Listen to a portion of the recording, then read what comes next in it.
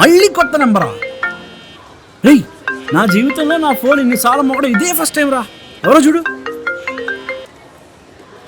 Hello hello, Dheeraj గారా? చెప్పండి. నేను నందునండి. మిమ్మల్ని ఒకసారి కలిసి మాట్లాడాలి.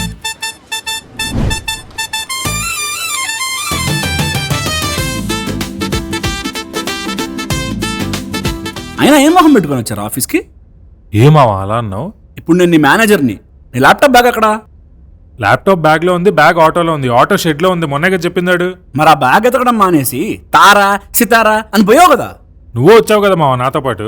ఆ రోజు వచ్చింది నాలో ఉన్న నీ బెస్ట్ ఫ్రెండ్ శాండీ. ఈ రోజు నీతో మాట్లాడేది నీ మేనేజర్ శాండిల్యా. ఓహో, నీకు ఎప్పుడో కాలేజ్లో బర్త్డే మా బర్త్డే బంప్స్ అప్పుడు మళ్ళీ టచ్ పోయి ఇలా పిచ్చి పిచ్చిగా మాడుతున్నావు. ఇప్పుడు అవన్నీ ఎందుకులే మామ, కాలేజు బర్త్డే బంప్స్ గుర్తొస్తేనే నిద్ర పట్టదు. పర్లేదురా, గుర్తు చేద్దామంటే చెప్పు. మన అమిత్ని సురేష్ని ఒకసారి పిలుద్దాం, గుర్తొస్తాయి బాగా. ఎందుకులే మామ, అందరూ పెళ్లిళ్ళు చేసుకుని హ్యాపీగా ఉన్నారు. ఇప్పుడు ఆ డార్క్ ఫ్యాంటసీలన్నీ ఎందుకులే. నువ్వు ఉన్నావు, మేము ఉండాలి కదా. నీకేమైంది మామ? మా బాబాయ్ వస్తా అన్నట్రా.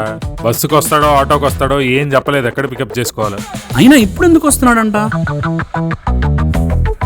వస్తున్నాడు కదరా, వచ్చేసాడు. అయితే నీ గుడారం లేచే టైం వచ్చిందనమాట. బాబాయ్ ఎప్పుడు వచ్చావు? పొద్దునొచ్చా. చాలా వచ్చిన బస్ నెంబరు, డ్రైవర్ పేరు, ఫోన్ నెంబర్ కూడా చెప్పమంటావా? అయినా నాకెందుకు? అది అయినా ఇవన్నీ నీకెందుకులే. అయినా ఈ బాబా ఎలా వస్తే నీకేంటి? వస్తున్నాడా లేదా, జాగ్రత్తగా వచ్చాడా లేదా, ఇవన్నీ నీకు అవసరం లేదు కదా. రెస్పాన్సిబిలిటీ అనేది ఒకటి ఏడిస్తాగా నీకు ఎప్పుడైనా. అది కాదు బాబాయ్, నా ఫోన్. నీ ఫోను? నా ఫోన్ పోయింది. అమ్మకి అందుకే శాండీ నెంబర్ ఇచ్చాను. మొన్న నువ్వు ఫోన్ చేసి మాట్లాడావుగా. నీ ఫోన్ ఎంతరా? 1,00,000 ఉంటుంది. 1,00,000 రూపాయలు? 1,00,000 రూపాయలు పెట్టుకున్న ఫోనే జాగ్రత్తగా చూసుకోవడం చేత కావట్లేదు నీకు. లక్షణంగా ఉండే అమ్మాయి నుంచి పెళ్లి చేస్తే ఎలా చూసుకుంటావురా? అమ్మాయి ఏమన్నా ఫోన్ జేబులో పెట్టుకుని చూసుకోవడానికి బాగానే చూసుకుంటా. అబ్బా సెట్ అయ్యారు. ఈరోజు ఫోన్ పోగొట్టుకున్నావు, రేపు ల్యాప్టాప్ పోగొట్టుకుంటావు, ఆ తర్వాత జాబ్ పోతుంది. ల్యాప్టాప్ ఎప్పుడో పోయిందిలే. పోయిందా? ల్యాప్టాప్ పోయిందా? మరి ఉద్యోగం? అది కూడా ఇవాళ రేపు అన్నట్టే ఉంది. ఇంకా హయ్యర్ మేనేజ్మెంట్కి తెలీదు. అది ఇలాంటి దొంగని, నిజాలు దాచిపెట్టి ఏదోని ఇచ్చి వేరే అమ్మాయి జీవితం నాశనం చేయాలా మేము? అది కాదు బాబాయ్, యాక్చువల్లీ బ్యాగ్ ఆటోలో ఉండగా పోయింది. దాని గురించి ఎతుకుతున్నాం, దొరుకుతుంది. బాబాయ్ అయినా ఇంత కకృతి ఏంట్రా నీకు? బాగానే సంపాదిస్తున్నావుగా, పైగా కారు కూడా ఉంది. అంత కావాలంటే క్యాబ్లో పోవచ్చు కదా. కకృతి కాకపోతే ఆటోలో పోవడం ఏంట్రా? నా కర్మ కర్మ కర్మ నా కర్మకాల ఆటో ఎక్కాను. నా జీవితం సంకలం అయిపోయింది. ఏమైంది నాన్న?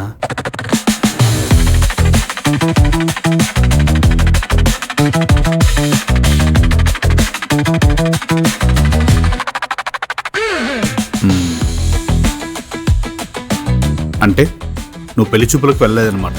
వెళ్ళాను బాబాయ్, కానీ అమ్మాయి నన్ను డైవర్ట్ చేసింది. అంటే తారా తన పేరు నందు అని చెప్పింది, అంతేనా? బ్రిలియంట్ బాబాయ్, ఈ విషయం తెలుసుకోవడానికి మాకు 2 ఎపిసోడ్లు పట్టింది. అది సరే, మరి ఇప్పుడు ఏం చేద్దాం? అంటే పెద్దవారు మీరే ఏదో ఒకటి చేసి ఆ చెల్లిని మావాడికి ఇచ్చి పెళ్లి చేయాలి. ఏ అక్కడ నువ్వు సెట్ చేసుకుందామనే?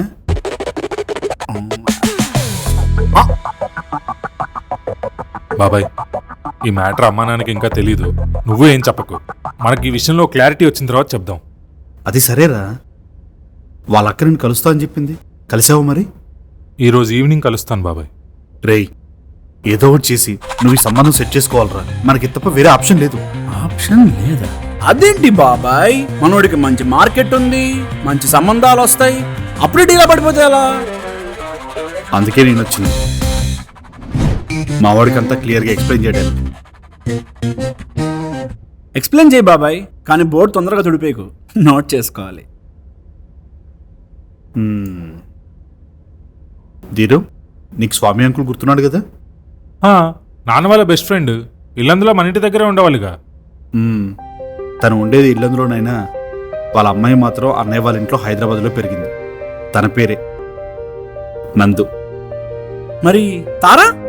తారా స్వామి వాళ్ళ అన్నయ్య కూతురు, నందుకి చెల్లి. ఓహో, ఇప్పుడు ఇదంతా నాకెందుకు చెప్తున్నావు బాబాయ్? స్వామి అంకుల్ సింగరేణిలో జాబ్ మానేసి బిజినెస్ చేస్తారని హైదరాబాద్ వచ్చేసాడు. వచ్చే ముందు మీ నాన్న చాలా పెద్ద గొడవ చేశాడు, జాబ్ వదిలేయద్దు అని. కానీ స్వామి అంకుల్ వెళ్ళలేదురా, హైదరాబాద్ వచ్చేసాడు. ఇక్కడికి వచ్చి బిజినెస్ చేసి చాలా లాస్ అయిపోయాడు. నీకు దండం పెడతా. సినిమాలో సంబంధం లేకుండా సెకండ్ హాఫ్లో ఫ్లాష్ బ్యాక్ సీన్లు చెప్పినట్టు ఏంటిది? నాకేం అర్థం కావట్లేదు. ఒకసారి నేను చెప్పేది వినరా. స్వామి అంకుల్ మళ్ళీ జాబ్ కోసం చాలా ట్రై చేశాడు, కానీ ఎక్కడా దొరకలేదు. అలా కొన్ని రోజుల తర్వాత స్వామి అంకుల్ చనిపోయాడు. అవును, ఇది ఎప్పుడో నా 10th క్లాస్లో జరిగింది కదా. స్వామి అంకుల్ డైరీలో ఒక మాట రాసుకున్నాడు రా. తన ఫ్రెండ్స్, బిజినెస్ పార్ట్నర్స్ అందరు కూడా తనతో పాటు బతకాలనుకున్నారు, కానీ సీతారాం ఒక్కడే తన కోసం బతకాలనుకున్నాడు అని. అంత ఇష్టం రా స్వామి అంకుల్కి మీ నాన్నంటే. తన చివరి కోరికగా వాళ్ళ అమ్మాయిని ఇచ్చి పెళ్లి చేయాలని డైరీలు రాసుకున్నాడు రా. ఏంటిది? ఇదేమన్నా శాసనాల గ్రంథమా? అయినా నా పెళ్లి డిసైడ్ చేయడానికి ఆయన ఎవరు? నా చాయిస్ నా లైఫ్లో ఏం లేదా? ఇదే వాయిస్తో మీ నాన్నతో మాట్లాడతావా? వద్దులే, వద్దు. అయినా నాన్నెందుకు ఇప్పుడు?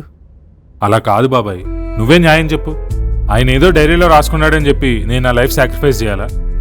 అయినా ఈ విషయం మీకు ముందే తెలిసినప్పుడు నన్ను పెళ్లి చూపులకు ఎందుకు పంపించారు? లేదురా, స్వామి అంకుల్ వాళ్ళ అన్నయ్య మ్యాట్రిమోనీలో నీ ప్రొఫైల్ చూసి మనల్ని కాంటాక్ట్ అవ్వడానికి ఇన్ని రోజులు టైం పట్టిందిరా. ఓహో, అంటే ఇప్పుడు నా పెళ్లి విషయంలో నా చాయిస్ ఏం లేదా?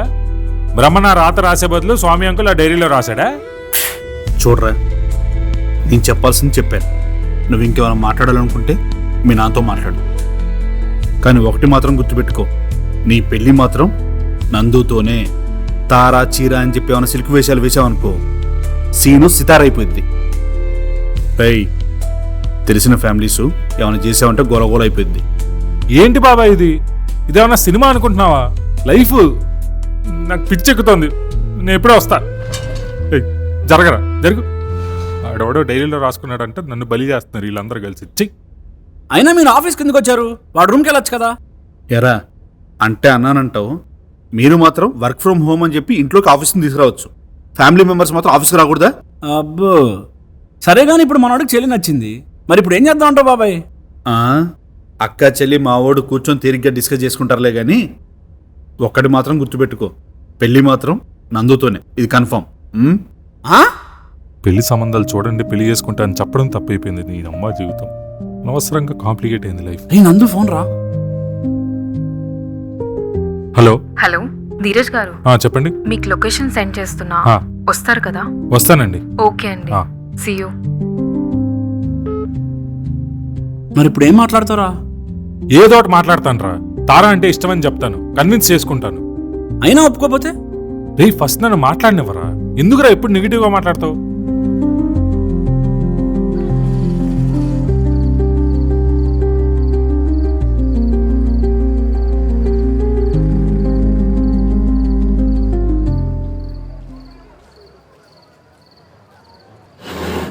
చెప్పండి నందుగారు, ఏదో మాట్లాడాలన్నారు. అది మ్యాచెస్ చూస్తున్నప్పుడు తారక్ తెలియని విషయం ఏంటంటే మీరు నాకు ఆల్రెడీ తెలుసని. ముందే తెలుసా? ఎలా? అది మీరు దయచేసి ఇక్కడ పాజ్ చేయకండి. అసలే మన ఆడియన్స్ ఇప్పటికే చాలా కామెంట్లు పెడుతున్నారు లెంత్ పెంచమని. ఇక్కడ ఎపిసోడ్ ఆపేస్తే బాగోదు, ప్లీజ్ కంటిన్యూ చేయండి. నేను పెరిగిందంతా హైదరాబాదే అయినా ప్రతి సమ్మర్ ఇల్లందొచ్చాను, అండ్ మనం కలిసాం కూడా. కలిసామా? అప్పుడు నువ్వు ఎలా ఉన్నావో ఇప్పటికీ అలానే ఉన్నావా అని ఆలోచించాను. ఆ రోజు ఆటోలో తార మిమ్మల్ని కలిసిందని నాకు మెసేజ్ చేసింది, అందుకే నేను మిమ్మల్ని కలవకుండా ఆగిపోయాను. ఆ రోజు నేను మీకోసం చాలాసేపు వెయిట్ చేశాను. తార చెప్పేంతవరకు నాకు తెలీదు అది నందు అని మీకు చెప్పిందని. నందుగారు ప్లీజ్ అండి, నేను నా లైఫ్ చాలా నార్మల్గా సింపుల్గా బతకాలనుకుంటాను. ఎంత కాంప్లికేట్ అయింది చూడండి. అండ్ నేను తారా కనెక్ట్ అయ్యానండి. ఆ రోజు తను అడిగిన క్వశ్చన్స్కి నేను కన్విన్స్ అయ్యాను. నేను తనకే కనెక్ట్ అయ్యానండి. ఎగ్జాక్ట్లీ, నేను కూడా అదే చెప్తున్నాను. ఆ రోజు మీరు నన్ను కలవకుండా తారాని కలిశారు కాబట్టి తారా కనెక్ట్ అయ్యారు. ఇన్ఫ్యాక్ట్ మీరు ఏదైతే తారా అడిగిన క్వశ్చన్స్ అంటున్నారో ఆ క్వశ్చన్స్ ఇంతకు ముందు పెళ్లి చూపుల్లో నేను అడిగినవే. అంటే మీరు తారాలో నా పర్సనాలిటీని చూశారు. ఇది మీకు ఎక్స్ప్లెయిన్ చేయడానికి ఇక్కడికి రమ్మన్నాను.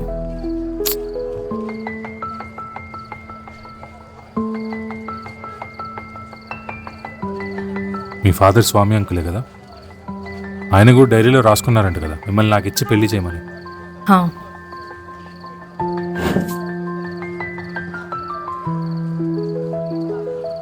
ఏం ఆలోచిస్తున్నారండి? ఏం ఆలోచిస్తారండి? నేను ఒక అమ్మాయిని ఇష్టపడ్డాను, ఆ అమ్మాయికి నేను ఇష్టమో లేదో తెలీదు. ఈ లోపు ఎవడో వచ్చి ఎవడో డైరీలో రాసుకున్నాడు నువ్వు పెళ్లి చేసుకోవాలంటున్నాడు.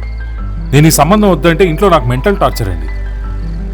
ఈ సంబంధం వద్దని ఇంట్లో చెప్పండి, కానీ ఎందుకు వద్దో అట్లీస్ట్ నాకు చెప్పండి. మీరు చెప్పండి, మీరు నా పొజిషన్లో ఉంటే ఏం చేస్తారు మీరు చెప్పండి. సరే, నేనైతే ఏం చేస్తానో చెప్తాను.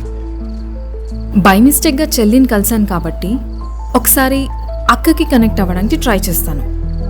లెట్స్ సే అక్కకి కనెక్ట్ అవ్వలేకపోతే ఇంకా మీ ఇష్టం. ఇవన్నీ చెప్పడానికి ఈజీగానే ఉంటాయి. చెయ్యడం కూడా ఈజీ అండి. ఒకసారి మీరే ఆలోచించండి. హౌ కెన్ యూ సే అది తారానే అని? మీరు కలిసింది జస్ట్ 40 minutesే కదా, and marriage is about next 40 years. ఒకసారి థింక్ అబౌట్ ఇట్.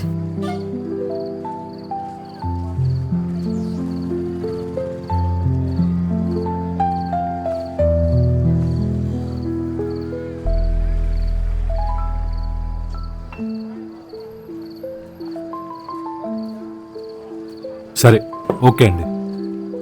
నేను తారా మీద ఉన్న ఇష్టాన్ని ఒక 2 weeks పోస్ట్ పోన్ చేసుకుంటాను.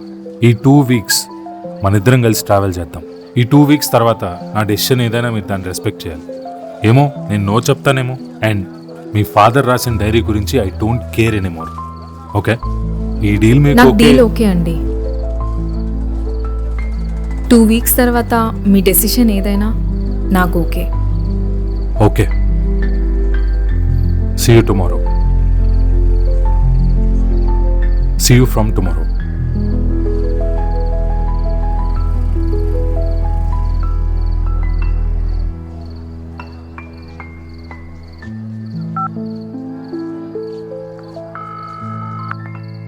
చెప్పవే.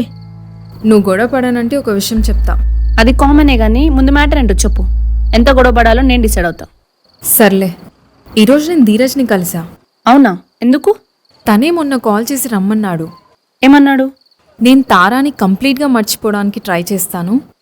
స్వామి అంకుల్ డైరీలో రాసిన విషయం మాకు చాలా ఇంపార్టెంట్, అండ్ నాకు స్వామి అంకుల్ అంటే చాలా రెస్పెక్ట్ ఉంది. సో ఒక 2 weeks మనం కలిసి ట్రావెల్ అవుదామని అడిగాడే. నేను ఓకే అని చెప్పా. ఏ సూపరే, నైస్. మొత్తానికి నీ లైన్ క్లియర్ అయిందనమాట. I'm so happy for you. సరేనే, నేను ఇంటికి వచ్చి మాట్లాడతాం మిగతా విషయాలు. సరేనే.